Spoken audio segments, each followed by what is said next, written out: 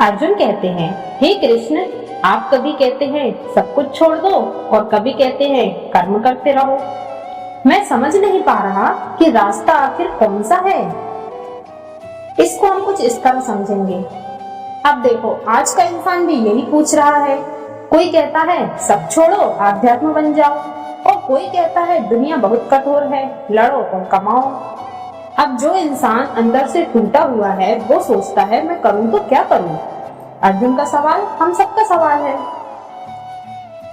अब श्री कृष्ण की पहली और सबसे जरूरी बात, श्री कृष्ण कहते हैं, अर्जुन, काम छोड़ देना आसान है, लेकिन काम करते हुए मन को शांत रखना बहुत ऊंची अवस्था है। इसको हम कुछ इस प्रकार समझेंगे। मान लो कोई आदमी ऑफिस जाना छोड़ दे क्योंकि उसे तनाव है, लेकिन वही दूसरा आदमी ऑफिस जाता है, काम करता है, पर ये जानता है मैं अपना फर्ज निभा रहा हूँ, पर मैं पूरी जिंदगी यही नहीं करूंगा। पहला आदमी बाहर से मुक्त दिखता है, लेकिन अंदर से डर और खालीपन से भरा है। वहीं दूसरा आदमी काम में है पर अंदर से हल्का है। यही फर्क है, कर्म से नहीं, कर्म के साथ जुड़े बोझ से परेशानी होती है। अब असली संन्यास क्या है, सुनो। श्री कृष्ण कहते हैं, जो न किसी से नफरत करता है, न किसी चीज को जबरदस्ती पकड़कर बैठा है, वही असली सन्यासी है। अब इसको हम कुछ इस प्रकार समझेंगे। एक इंसान कहता है, अगर मेरे साथ ऐसा नहीं हुआ तो मैं खुश नहीं रह सकता। वो हर समय किसी एक चीज, किसी एक इंसान, किसी एक नतीजे से बंधा रहता है। और दूसरा इंसान कहता है, मैं कोशिश करूंगा पर जो होगा उसे स्वीकार करूंगा। दूसरा इंसान भीड़ में रहकर भी आजाद है। संन्यास कपड़ों से नहीं, जिद छोड़ने से आता है।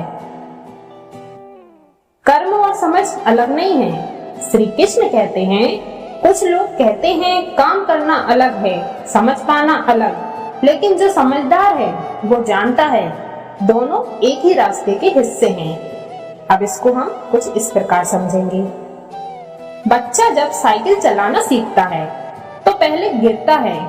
अगर वो बोले जब पूरा बैलेंस आ जाएगा तभी चलाऊंगा, तो वो कभी सीख ही नहीं पाएगा। पहले चलना पड़ता है तभी संतुलन आता है। पहले कर्म, फिर भीतर की समझ। अब कर्म मन को साफ कैसे करता है?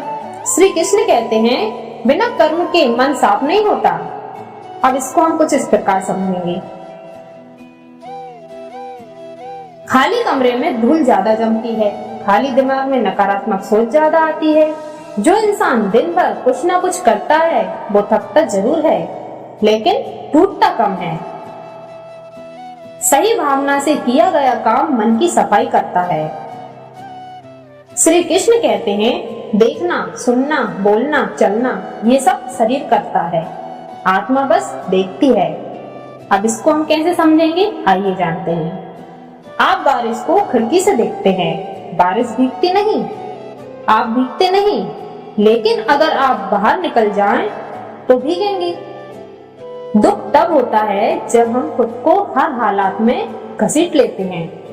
गीता सिखाती है, देखो लेकिन डूबो मत। श्री कृष्ण कहते हैं, अपने कर्म मुझे सौंप दो। इसका क्या मतलब हुआ? जब कोई बच्चा कहता है मैंने पूरी तैयारी की है, अब जो होगा भगवान देखेंगे, तो उसका डर कम हो जाता है। लेकिन जो हर पल नतीजे से चिपका रहता है वो अंदर से जलता रहता है। कर्म करो पर भार मत उठाओ। श्री कृष्ण कहते हैं, भगवान किसी को दुख या सुख नहीं देते, इंसान खुद अपने कर्म से पाता है। अब इसको हम कैसे समझेंगे, आइए जानते हैं। अगर आप कांटा पकड़ लें तो हाथ दुखेगा। आप भगवान से कहेंगे ये क्यों हुआ? नहीं, आप जानेंगे मैं ही पकड़ लिया था। गीता जिम्मेदारी सिखाती है, डर नहीं। श्री कृष्ण कहते हैं, अज्ञान अंधकार है, ज्ञान रोशनी। इसका क्या मतलब हुआ, आइए समझते हैं।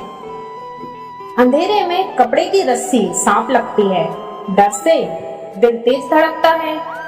लाइट जली, डर खत्म, सांप नहीं बदला, समझ बदली है। जिंदगी दुख नहीं देती, गलत सोच देती है।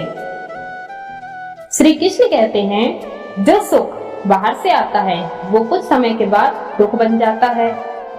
इसको समझिए, बहुत ज्यादा मीठा बीमारी का कारण, बहुत ज्यादा फोन बेचैनी का कारण, बहुत ज्यादा उम्मीद टूटने का कारण। जो संतुलन में है वही शांति देता है।